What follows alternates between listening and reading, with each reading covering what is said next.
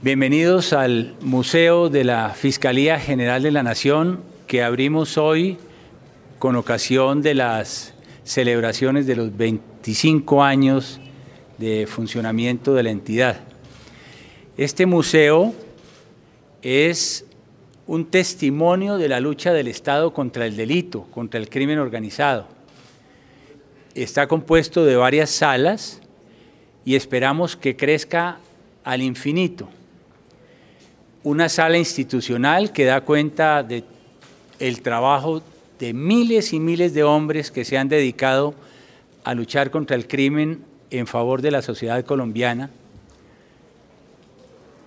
Una sala dedicada al proceso 8000, que es uno de los íconos del trabajo de la Fiscalía General de la Nación, en donde se advierten desde los expedientes físicos del proceso 8000 hasta las cabinas de los jueces y fiscales sin rostro de la época, las grabaciones del proceso 8000 y una novedad muy importante, y es que por primera vez los colombianos van a poder ver físicamente los cheques del Banco de Colombia del proceso 8000 que fueron encontrados en el maletín del contador del cartel de Cali, el señor Palomari, maletín este que se conserva hoy para conocimiento de la opinión del país en el Museo de la Fiscalía General de la Nación.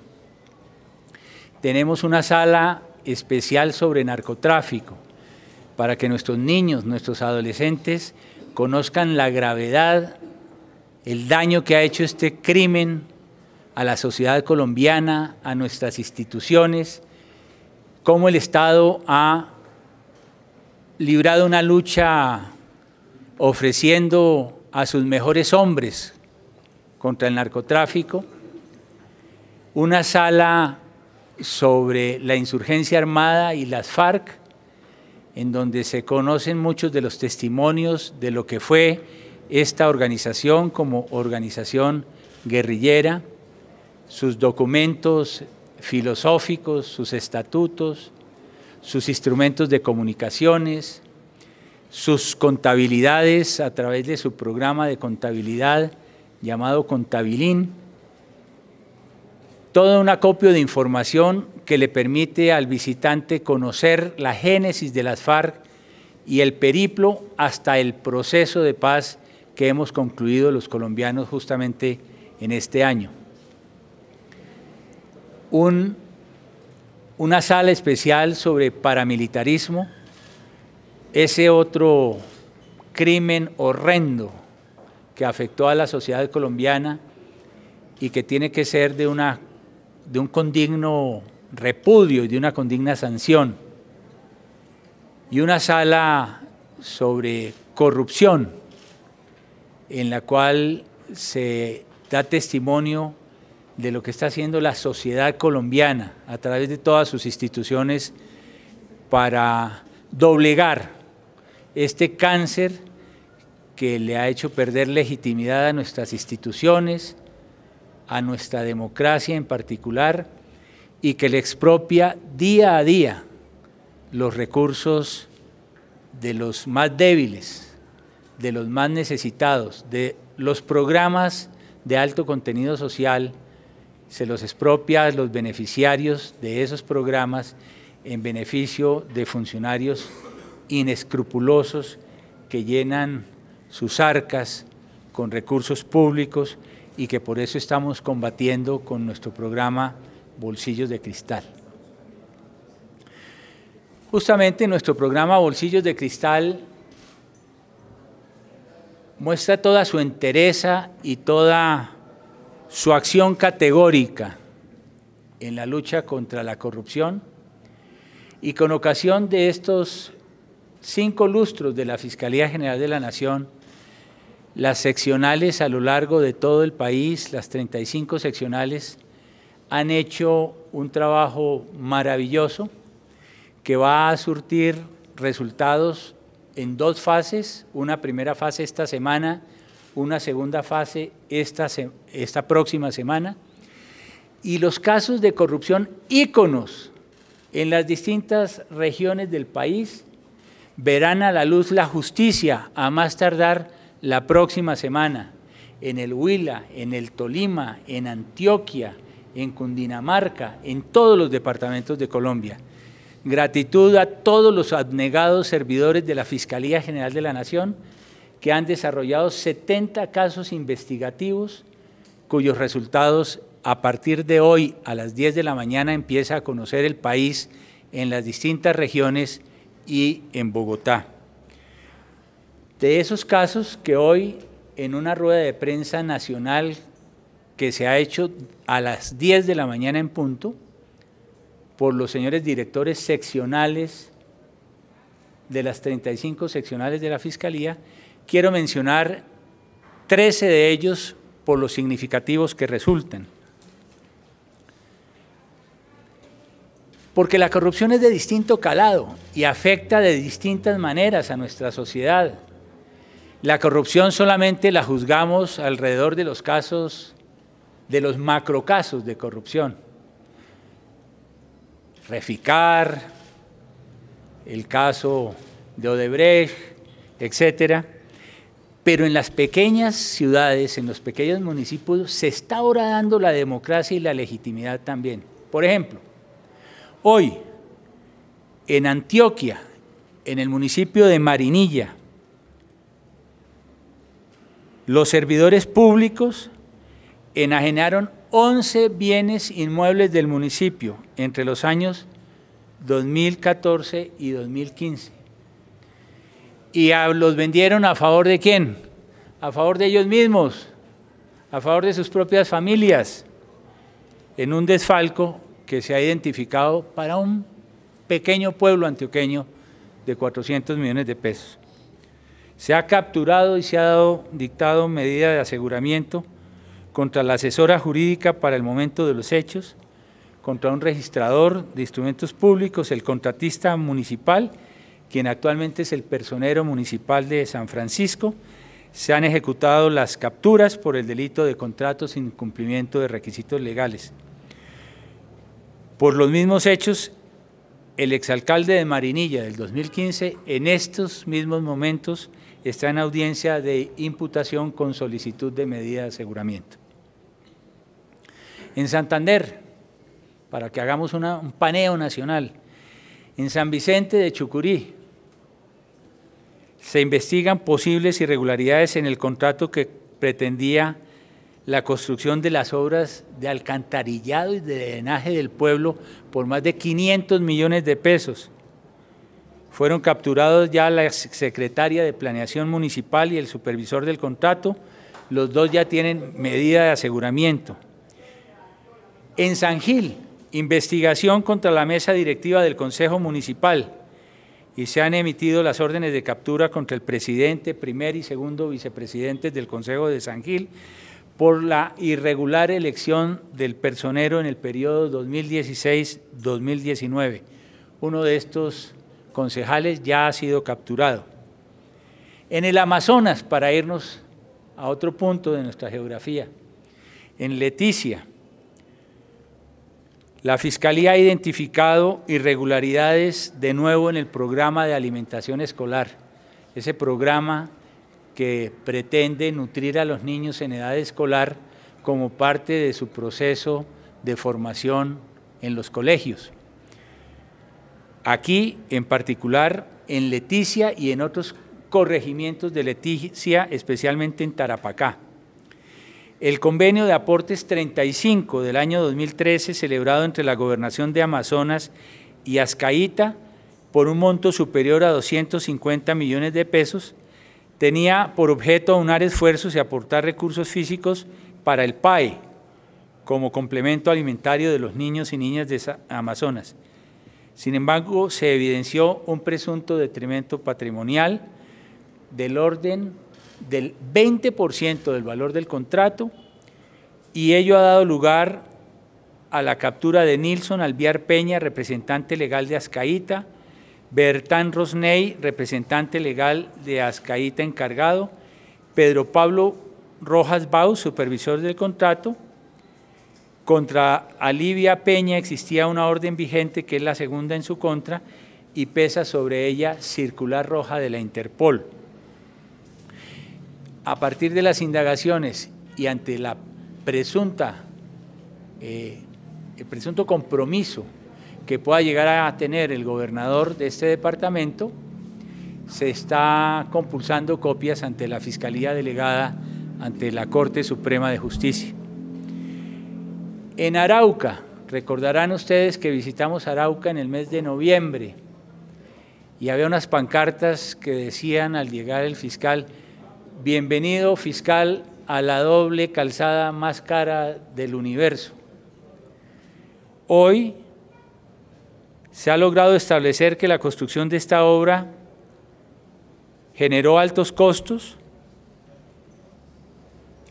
que dio lugar a que la construcción de solo la calzada de doble vía, porque la otra calzada ya se encontraba construida, ascendiera a un costo en que su extensión de 1.5 kilómetros frente a los promedios de costo viales en Colombia es exagerado. Se logró acreditar un detrimento patrimonial por la suma de 3.193 millones de pesos en la construcción de esta vía. Se ha radicado ya escrito de imputación contra el secretario de Infraestructura Departamental y los contratistas, porque no se libraron órdenes de captura, y se pretende imputar por parte de la Dirección General de Fiscalía de Arauca al señor Andrés Gilberto Pérez Parra, representante legal de la firma constructora, y al secretario de Infraestructura Fiscal Departamental de Arauca. El escrutinio de la responsabilidad del gobernador corresponderá a la unidad de fiscalías delegadas ante la Corte. En Guainía, es que estamos hablando de regiones del país en las cuales no pensamos en el centro, en Bogotá. Y estos descalabros, estos actos de corrupción contrarios a la ética pública, causan un daño relativo más grave en estas regiones del país, que son las más pobres, donde hay un mayor grado de exclusión social, donde hay un mayor grado de exclusión desde el punto de vista regional y territorial.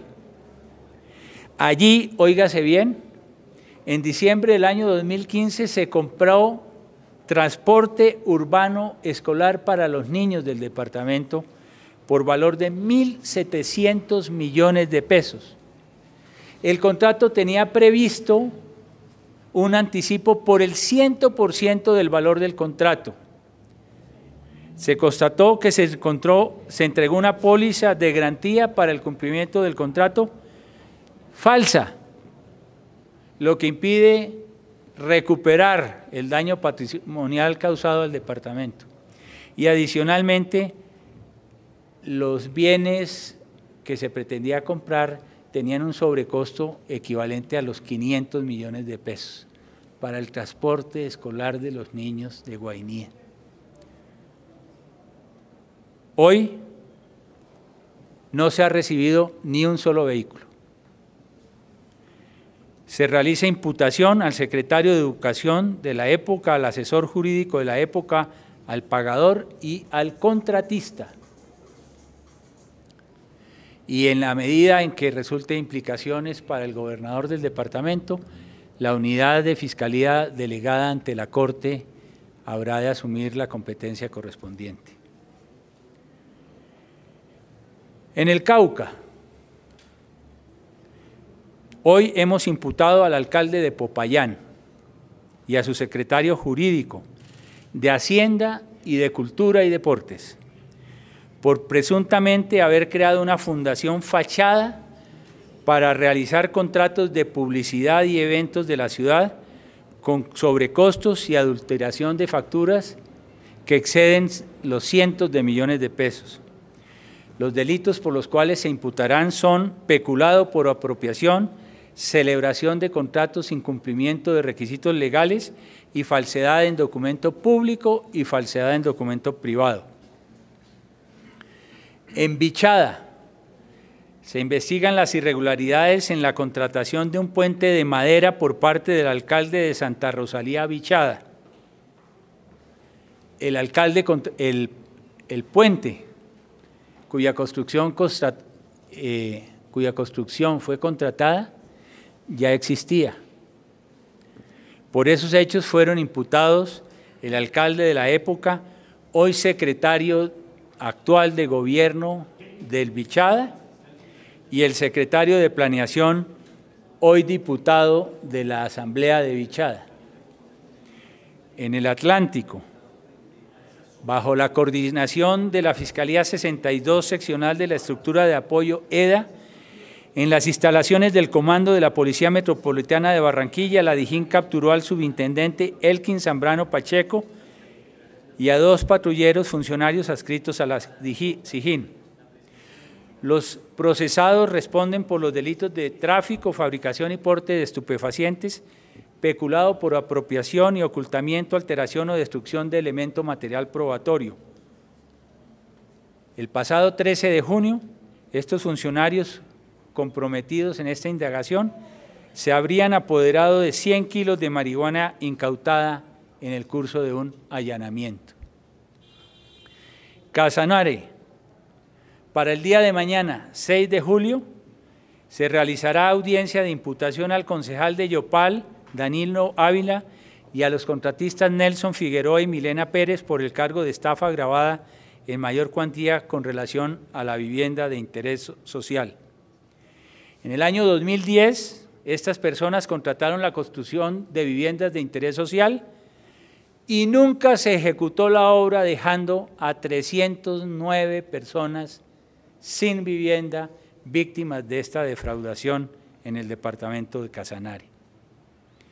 En Chocó, además de los resultados que dimos con ocasión de la actividad que desarrollamos la semana pasada y que concluyó en esta primera fase, en el caso del predial indígena del municipio de Bagadó, se han efectuado las capturas de Marinela Palomeque, actual alcaldesa de Bagadó, Jason Marmolejo, exalcalde encargado de Bagadó, Luxora Palomeque, secretaria del Consejo de Bagadó, a quienes se les imputarán los delitos de peculado por apropiación a favor de terceros, fraude procesal y falsedad ideológica en documento público.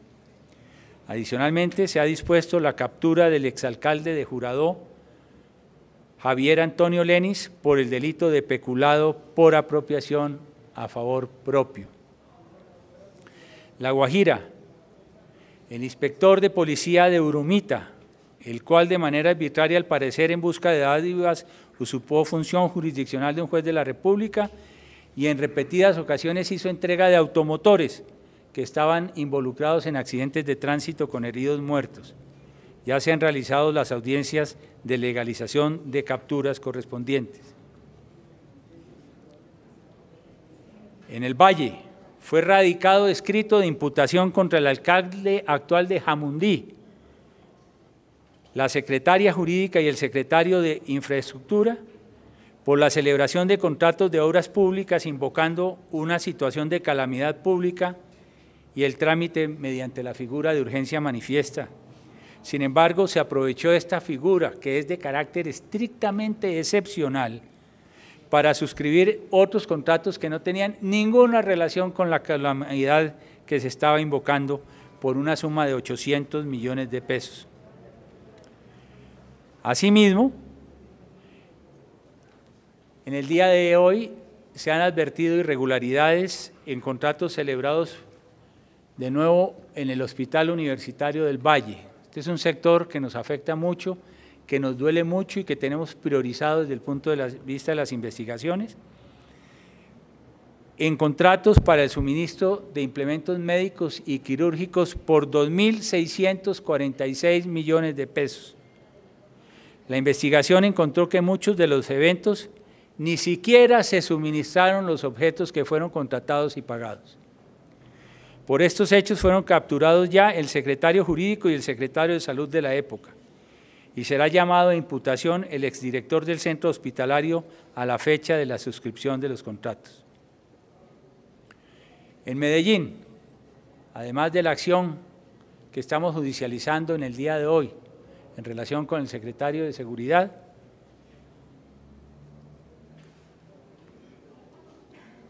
hemos establecido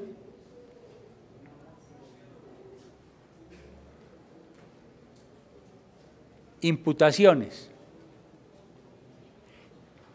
para lo cual los implicados están en este momento siendo objeto de capturas en la ciudad de Medellín. El Contralor General de Antioquia, doctor Sergio Zuluaga Peña, y 3 hermanas del gerente del Hospital La María se realizaron cirugías plásticas en dicho hospital sin cancelar los servicios de quirófano, anestesiólogo y medicamentos, lo que constituye un daño al patrimonio de esa entidad pública. Por tal razón, se ha dispuesto la correspondiente imputación. El programa Bolsillos de Cristal constituye la médula de la acción de esta Fiscalía y está incólume, trabajando en todas las regiones del país. Quiero aprovechar estas celebraciones de los 25 años para decir desde el centro de la Fiscalía a todos los territorios del país que seguirán viendo nuestra presencia para restaurar la ética pública, porque Bolsillos de Cristal no cesará hasta que el último de los pesos de los colombianos se preserve en beneficio de los programas de interés públicos, que son los que le dan sentido y razón a los impuestos y al gasto público en los presupuestos nacionales, departamentales y municipales. Muchas gracias. Una pequeña ronda de preguntas muy importantes, teniendo en cuenta las alocaciones. Comenzamos con Alejandro Quiroz Visa de Caracol Televisión. Señor fiscal, buenos días y bienvenido nuevamente. Básicamente, del caso del secretario de Seguridad de Medellín, ¿qué más se puede decir de la investigación? ¿Qué avances hay con respecto a este caso? En la audiencia de imputación que se está celebrando en el día de hoy, la Fiscalía va a mostrar evidencia probatoria, copiosa evidencia probatoria, que vincularía la gestión del secretario a intereses de algunas organizaciones criminales en la ciudad de Medellín, en particular de alias Pichi y otros de estos cabecillas de la oficina, y por ello, en consuno con la Alcaldía de Medellín, hemos presentado esta evidencia con el objeto de preservar la integridad de la función pública asignada a ese cargo. César Jiménez, Caracol Radio. Doctor, precisamente en ese caso, lo que nos han indicado es que hay nuevas capturas. ¿Es efectivo? ¿Hay nuevas capturas, nuevas personas? ¿Quién serían los nuevos capturados? Sí, hay funcionarios de la misma Secretaría que fueron objeto de medidas de aseguramiento. Javier Barragán. Fiscal, de todas maneras, aprovechando la oportunidad, el país se sigue preguntando por qué entró Luis Gustavo Moreno a la Fiscalía. ¿Cómo fueron esos procedimientos para que él llegara como tal a un cargo tan importante? Bueno, una muy buena pregunta que le agradezco. Este episodio del fiscal Moreno constituye un agravio a la Fiscalía General de la Nación, al fiscal general y, por supuesto, a nuestra propia institucionalidad. El fiscal Moreno fue infiel a la confianza que se le brindó para contribuir al desarrollo de estos programas de la Fiscalía. Pero aprovecho para decir públicamente que como él no era el responsable de los casos y el fiscal, la señora vicefiscal y el director de articulación de fiscalías especializadas manteníamos un control metro a metro de lo que ocurría en la unidad anticorrupción, no hay contaminación en las investigaciones que hemos llevado adelante. Es decir, la integridad de las investigaciones está a toda prueba y lo que hemos venido haciendo en el plan Bolsillos de Cristal ha llegado a manos de la justicia, ha sido objeto de imputaciones y ustedes conocen las medidas de aseguramiento que en cada uno de estos casos se han venido adoptando. Por lo demás, contrario a lo que se ha dicho públicamente, el fiscal Moreno no tenía nada que ver, no conocía ni una hoja de papel de las investigaciones, de las macroinvestigaciones que se están llevando a cabo en casos tan delicados como Reficar, en casos tan delicados como Odebrecht, en los cuales venimos avanzando a pasos agigantados. Una mala hora, se nos arrugó el alma institucional, pero la función del fiscal general, que tiene que responder por la selección de sus funcionarios y también por la responsabilidad invigilando, ha quedado incólume al no permitir que su conducta criminosa se concluyera facilitando beneficios a un indiciado que es el exgobernador de Córdoba, el señor Lyons. Ese era el propósito criminal que se pretendía. Y una vez fue advertido por el propio fiscal y por sus colaboradores que estaba en marcha este proceso, empezamos una investigación. El fiscal general abrió la investigación formalmente mediante resolución que asignó al coordinador de fiscales delegados ante la Corte el pasado 12 de mayo, cuando ninguna otra autoridad, ni colombiana ni del exterior, conocía de los hechos que estábamos ya para entonces investigando en la Fiscalía General. Cuando la evidencia contundente demostraba que el delito se iba a consolidar en el exterior, apelamos a la colaboración de ese aliado estratégico que tiene la Fiscalía General de la Nación, que es la justicia de los Estados Unidos de América. Les presentamos en mi oficina las evidencias que teníamos y solicitamos al Departamento de Justicia su cooperación, porque tratándose del delito de concusión como delito de resultado, él se perfecciona con la entrega del dinero que se le entregue al servidor público que está exigiéndolo. Y si ello iba a ocurrir en territorio de los Estados Unidos, necesitábamos de la cooperación de los agentes federales americanos para obtener la prueba, o de lo contrario íbamos a tener una frustración en la investigación que estábamos empezando en la Fiscalía General de la Nación. Para bien de la República, para bien de la Fiscalía, para mandar un mensaje de integridad global, como se requiere hoy en día en la lucha contra la corrupción, el gobierno de los Estados Unidos inmediatamente manifestó que estaría dispuesto a cooperar con la Fiscalía General de la Nación.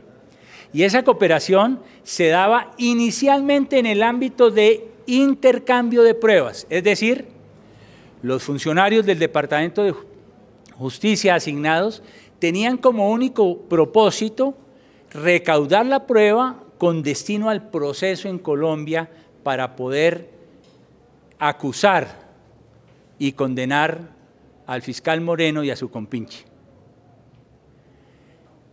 Pero el calado de los hechos que se dio en territorio americano, las condiciones en que ello se dio, la manera vergonzante como un servidor de la Fiscalía General de la Nación desarrolló estas tratativas hasta el punto de obtener dineros de un indiciado y objeto de imputación por parte de la Fiscalía General de la Nación, llevó a que la propia autoridad americana tomara interés en este caso y evidenciara la comisión de delitos también en los Estados Unidos.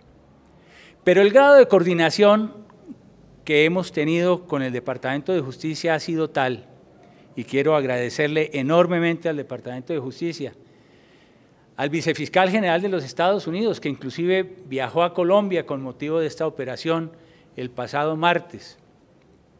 Quiero agradecerles enormemente porque hemos tenido el cuidado de que el operativo no implique afectaciones de la investigación ni en Estados Unidos ni en Colombia. Por eso en Colombia se investigan delitos contra la administración de justicia, contra la administración pública, y en Estados Unidos se investiga un delito de lavado de activos, de tal manera que no hay violación al principio del non bis in idem y las dos investigaciones pueden seguir su propio curso. Y ha sido concertado con el gobierno americano igualmente que el funcionario Moreno regresara a Colombia y no fuera capturado en los Estados Unidos. ¿Para qué? Para que el próximo 14 de julio este fiscal tenga que atender sus compromisos frente a la justicia colombiana,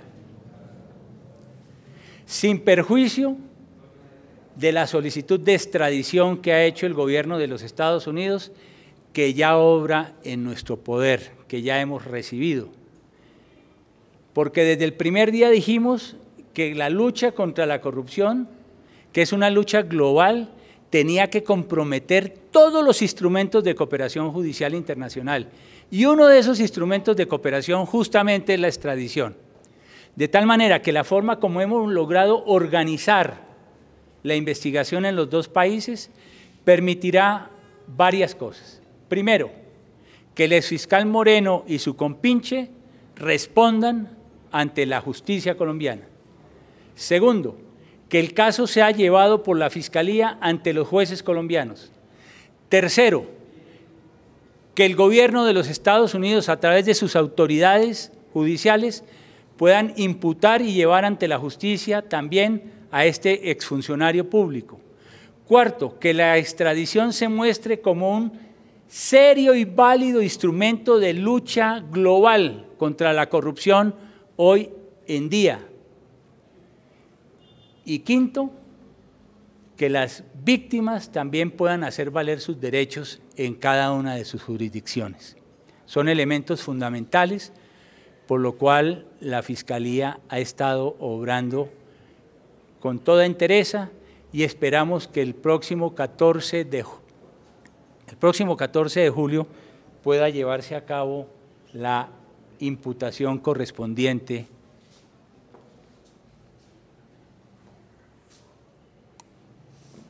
que permítanme decirles, no es la primera ni la última, porque seguimos avanzando en las investigaciones de depuración en la Fiscalía General de la Nación.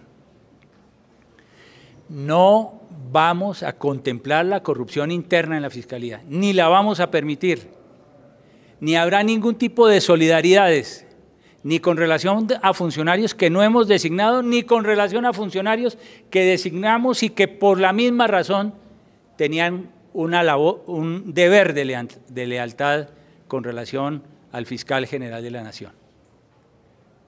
Por supuesto que no voy a caer en las reyertas de la política colombiana que está en este momento en plena agitación de campaña electoral, pretendiendo obtener de este insuceso, que soy el primero en lamentar, réditos de naturaleza política.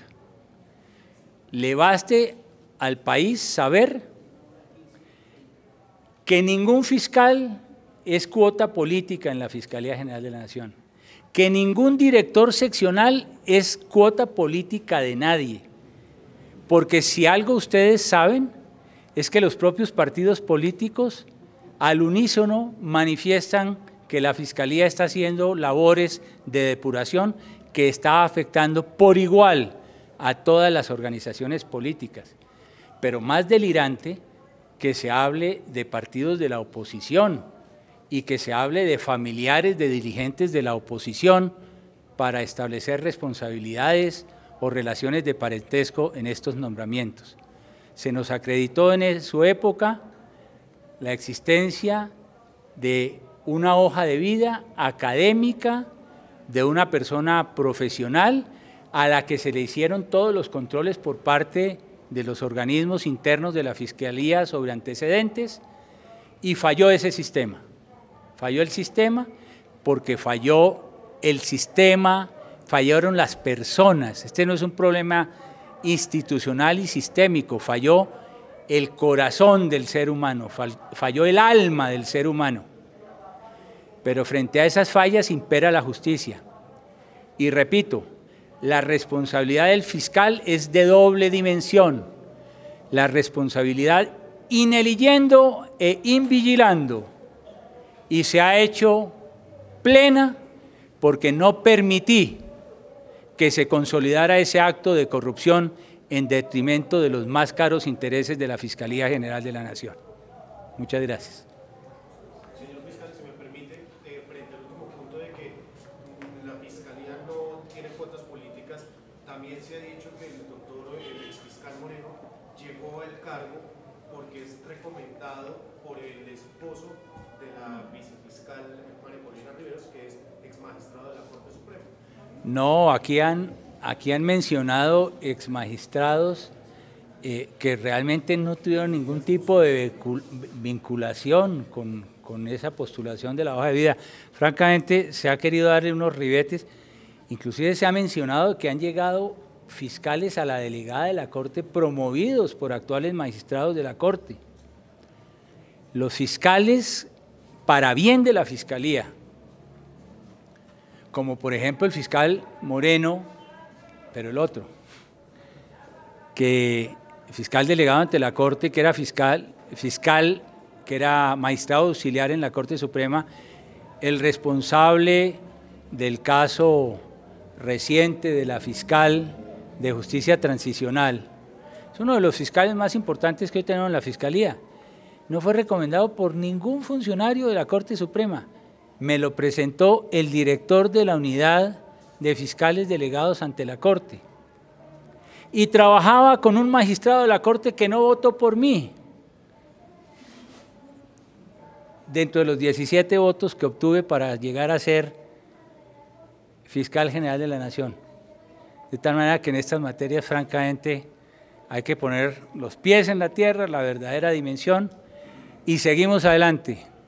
Bolsillos de Cristal y nuestro plan anticorrupción va con toda para adelante, cueste lo que cueste, caiga quien caiga. Sobre el gobernador Lyons, ¿qué va a pasar con él? ¿Qué va a pasar con los procesos en Colombia? O todo el mundo está diciendo, no, se queda colaborando y se va a burlar de la justicia colombiana. Y segundo, ¿qué pasa con Siempre estás para otro lado. la esposa del fiscal Gustavo Moreno? Bueno, en relación con el caso del exgobernador Lyons, quiero decirles que parte de la cooperación judicial que hemos hecho con los Estados Unidos ha sido desde el primer momento asegurar que Lyons cumpla con la justicia en Colombia. Es decir, no hay ninguna inmunidad territorial en los Estados Unidos para que Lyons no responda frente a las 20 imputaciones de cargos que está haciendo la Fiscalía General de la Nación, sin perjuicio de las restantes compulsas de copias que ya obran ante la Fiscalía delegada ante la Corte.